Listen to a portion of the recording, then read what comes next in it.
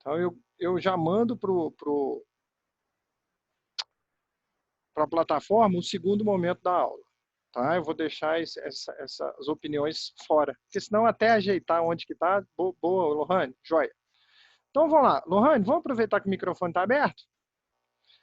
Qual que é a ideia de ligação química? Por que que um elemento se une a outro, Lohane?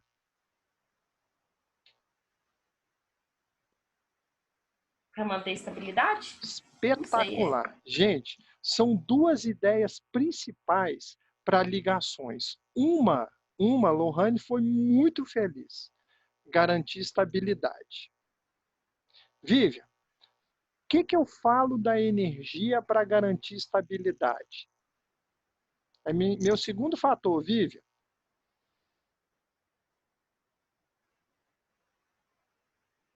Vai ter que assumir uma condição mais baixa de energia, Eric? Maravilhoso, Maria Fernanda. É isso aí. Gente, olha que barato. Olha como que vocês estão refinados.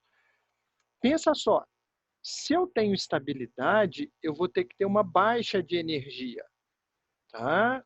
Então, se eu tenho baixa de energia, Amanda, a gente está lá no volume 2. Se não me engano, é A6. Porque o A5 são as propriedades periódicas que a gente já viu lá em tabela. Gente, façam essa conferência, quem está com a apostila aí para mim, por favor. A frente A5 são propriedades periódicas. Confere para mim na apostila, por favor, gente.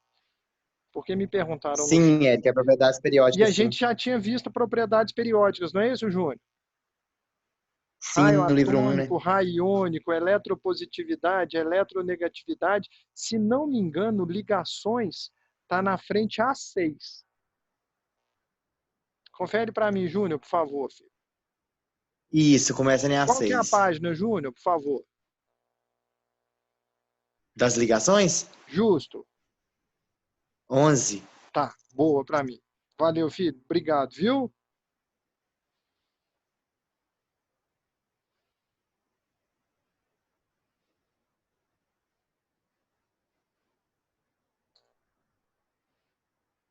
Então, bora lá. Olha que barato que Maria Fernanda me falou, tá? Olha que bacana que foi isso. Então, vamos pensar o seguinte. Pensa só, gente. Vamos aqui. Tem um gráfico muito bom de simulado, muito bom de prova, que eu gostaria que vocês guardassem. Olha só. É um gráfico assim, ó. Opa, saiu muito feio aqui.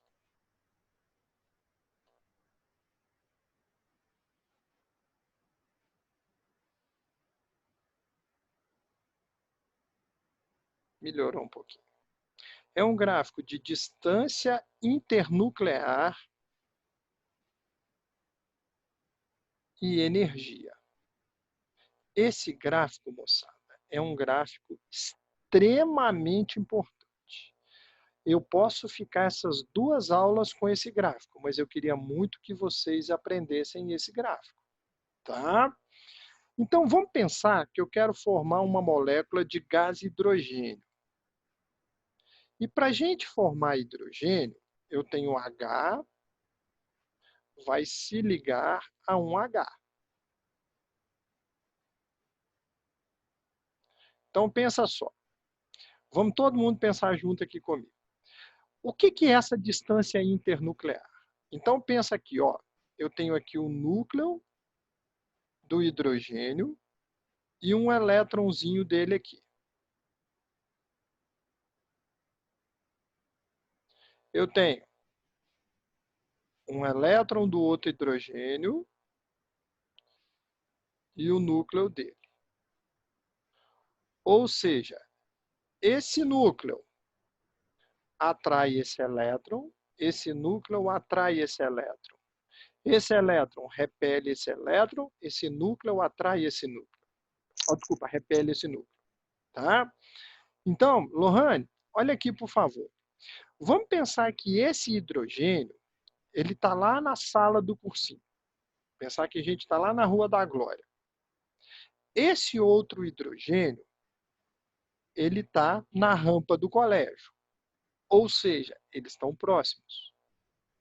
Segundo a lei de Coulomb, se a distância é pequena, o que eu falo da força?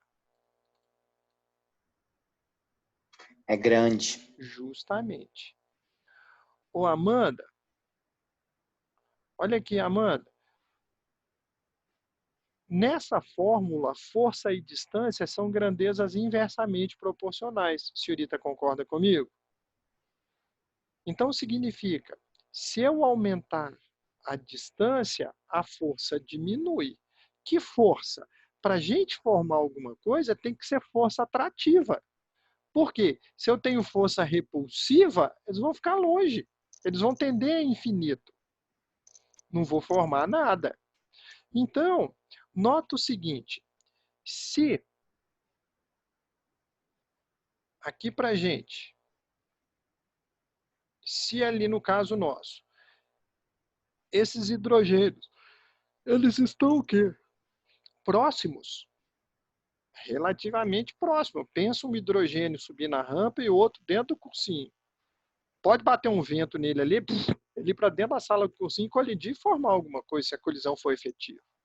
Mas agora, vamos pensar que esse hidrogênio aqui, Maria Fernanda, está na sala do cursinho. E esse outro, agora, está lá no amendoim. Lá no final da Rua da Glória. Lá em Simão. Aí agora vai ser mais difícil para a gente o quê? Formar alguma coisa. Ou seja, esse gráfico, desculpa, gente, esse gráfico, eu vou trabalhar esse gráfico no sentido decrescente de distância. Porque se eu for crescendo a distância entre os núcleos, eu vou afastando, eu não vou formar nada. Então, a minha ideia é que eu volte para a origem. Então, quando a gente faz isso, vamos colocar alguns trechinhos aqui para a gente? Deixa eu mudar de cor aqui. Então, ó, eu vou chamar aqui de A, eu vou chamar aqui de B, eu vou chamar aqui de C, eu vou chamar aqui de D. Então, vários fatores. Iago, tá tranquilo até aqui, filho? Pedro, tá de boas, meu amigo?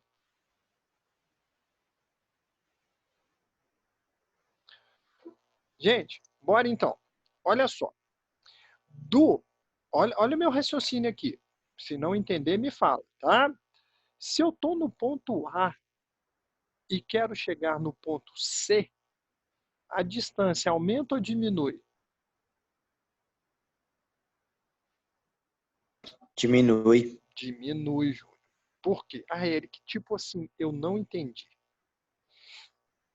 Então, olha para cá, por favor. Olha só. No ponto A, a minha distância é essa, ó. No ponto C, a minha distância é essa.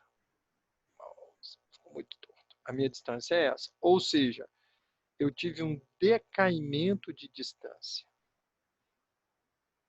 Ou seja, minha distância diminuiu.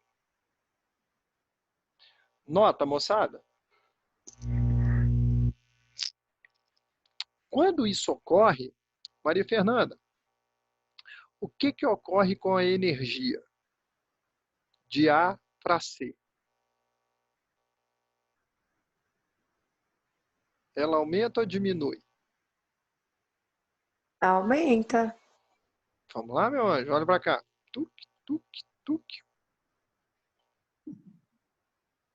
Ah, não, de A para C vai diminuir. Vai diminuir, É que tá? eu fui de C para A, aí Ô, aumentou. ô Maria Fernanda, você lembra do macetezinho para a gente ver reações de quebra e de formação lá em termoquímica? Lembro não. Não? Eu acho que eu lembro não. Vai lembrar sim, você tem a cabeça boa. Olha para cá. É uma coisinha que a gente escreve assim, ó.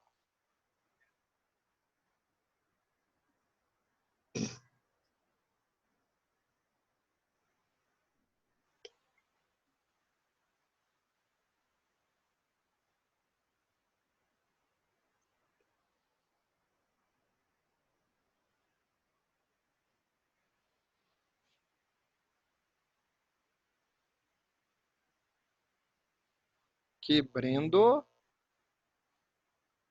Formex.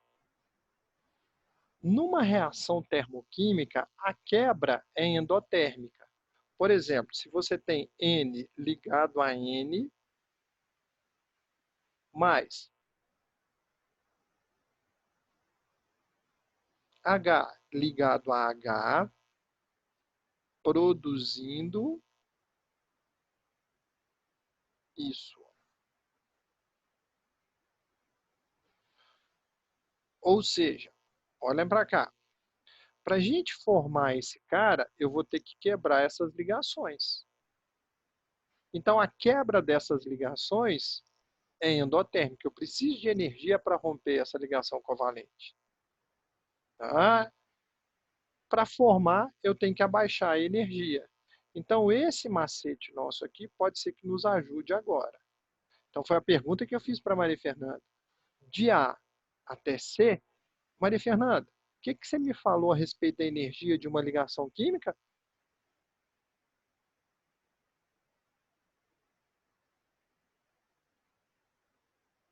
Lohane, eu tenho uma ligação química.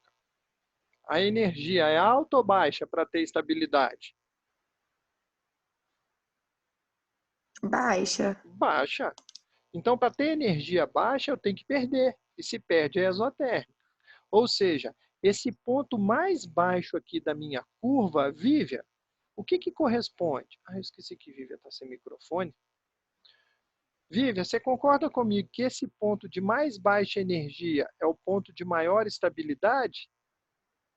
Se ele não está tão agitado, é porque ele está mais estável. Então, é o ponto de maior estabilidade. Se ele é um ponto de estabilidade, eu formei quem? Eu formei minha ligação química. Então, o ponto 3 é o ponto de formação da ligação. Então, essa distância amarelinha aqui, ó, vamos chamar aqui de x. O que é para mim essa distância x?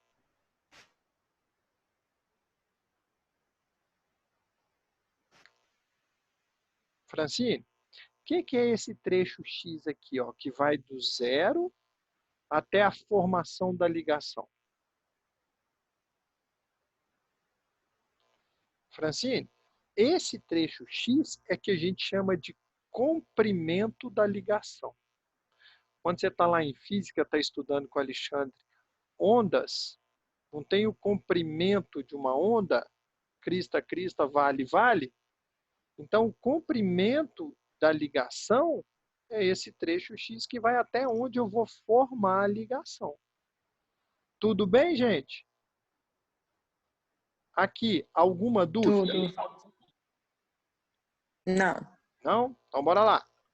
Então, seguinte, Graziele, até aqui, tá tranquilo, filha? Tá sim, é. Então, joia. Anadara, vamos embora. Olha para cá, por favor, todo mundo. Então, o que a gente vai ter aqui vai ser o seguinte. Vamos para o próximo aqui, ó. Vamos passar para o slide.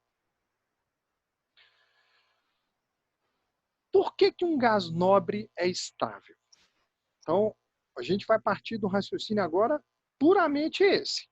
Por que um gás nobre é estável?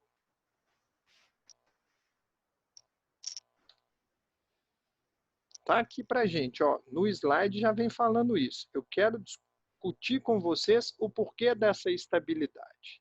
Quem tiver sem microfone e quiser responder pelo chat aí, vai ficar muito legal. Bora lá.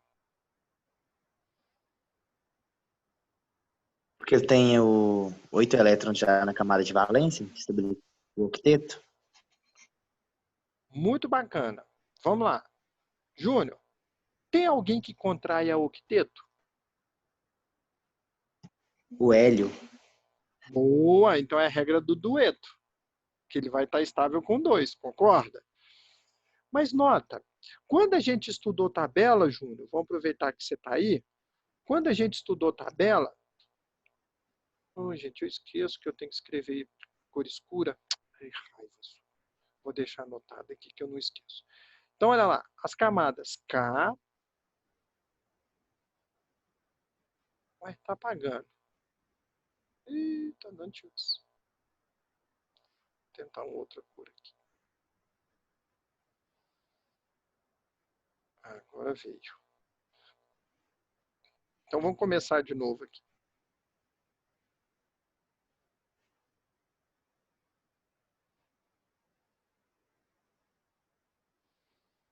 Então, tá apagando para vocês também, não tá? Na hora que eu escrevo? Sim. Então, vamos aqui. Ó. K, L, M, N, O, P e Q. Por que que o hélio é estável com 2? Aqui a gente pode... Porque na camada K vai ter no máximo 2 elétrons? Espetacular. Na camada K só tem 2 elétrons, então ela está muito estável com esses 2 completos. E com 2 elétrons é o primeiro gás nobre, é o hélio. Tudo bem, gente? Então, olha que bacana que a gente já começa. É a regra do dueto. Eu vou o quê? Contrair a regra do octeto. Tá bom? Então, em condições normais, tá? Em condições ambientes, os gases nobres são muito pouco reativos. Agora, se você aumenta a pressão, se você altera a temperatura, eu posso, por exemplo, formar o hexafluoreto de xenônio. O xenônio é um gás nobre e eu posso formar algo com ele. Então, XeF6, o hexafluoreto de xenônio, mas em condição extrema. Tá? Então, gente, os gases nobres, eles são muito estáveis, por quê? Ou ele está com a primeira camada completa, no caso do hélio, ou os demais foram notados que todos terminam em P6. Mas como antes do P6 veio um S2, então ele passa a ter 8 elétrons na camada de valência. Fala, Maria Fernanda. Não, pode deixar. Para mim. Maria Fernanda? Você me chamou? Tá com o Não, Eric. Achei que você está com o microfone aberto. Eu achei que você tinha me chamado. Então, simbora aqui, gente. Bora lá. Vou apagar aqui.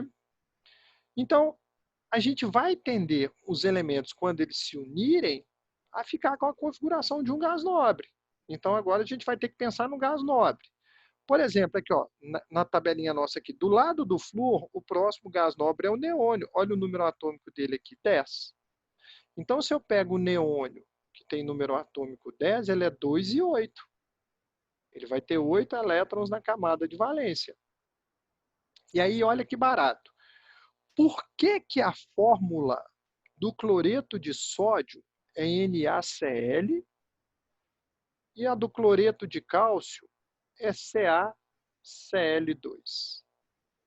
Justamente por essa tendência aqui, ó, de ficar igual a um gás nobre. O cálcio tem número atômico 20. O gás nobre mais próximo a ele, está aqui um pedacinho dele, ó, é o argônio, que tem número atômico 18. Então, o cálcio, ele vai ter que perder 2. Vai ter, não, ele tem tendência a perder 2. Então, nota o que ocorreu com ele aqui, ó. Ele vai perder esse cara para ficar com 8 fechado. É isso que a gente vai ver agora. Opa, peraí. Mas se o cloro tem 17, ele é 2, 8 e 7. Para fechar o octeto, ele precisa ganhar 1, e o cálcio está doando 2, vem um para um cloro, outro para outro. Por isso que eu vou gastar 2 cloros. A formulinha dele aí. Ó. Então, isso tudo a gente vai estar vendo agora. Tá bom? Então, vamos para o próximo. Olha aqui esse primeiro item. As forças que mantêm os átomos unidos são de natureza elétrica e são responsáveis pelas ligações. Lembra lá do núcleo positivo de um com o elétron negativo do outro? Então, é essa a natureza que ele está falando. Valência. Então, bora lá. O que vocês entendem por valência? Do jeitão de vocês, gente.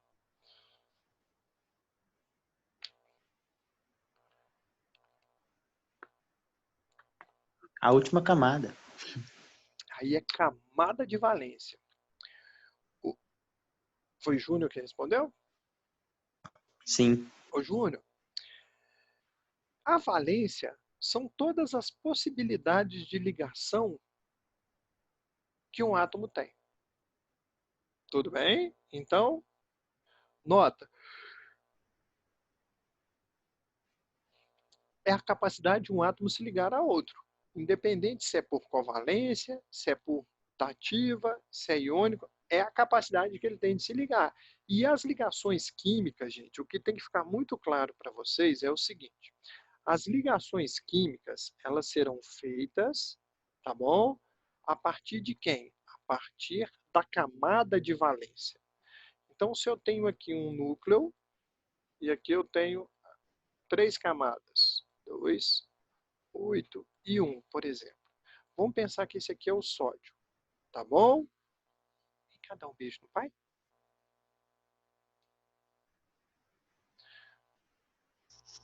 Dorme com Deus, viu, filha? Pai te ama. Viu? Pensa. Lindeza. Dorme com Deus. Gente, desculpa, só estava colocando a pititinha para dormir. Então, olha só, moçada, o que a gente tem? O sódio, ele vai o quê? Ele vai ceder um elétron. Então, a tendência dele é perder esse para ficar com quem? Com o octeto.